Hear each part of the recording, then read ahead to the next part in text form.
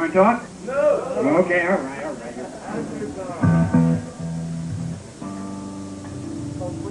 That one of your ballads?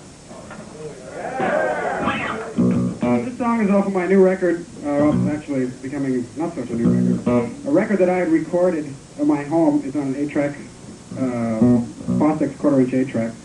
And I released it totally independent. You can buy it here right now, as a matter of fact. I think it's on sale right back there. And it's a project that I threw together, totally, my own music.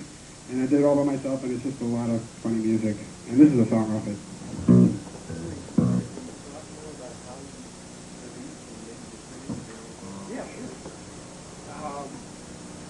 After I was on tour with Frank, we did a tour of Europe. I came back home. I bought a little house with a big room out back that I turned into an 8-track studio.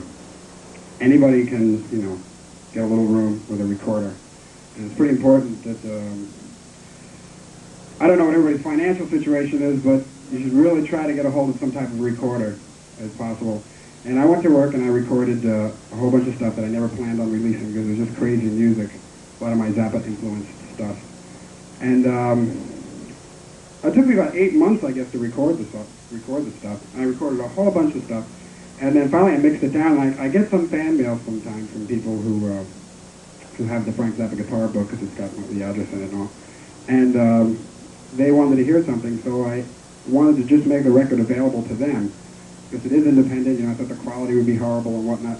But as it turns out, I was very careful as I did it all, and it came out sounding halfway decent.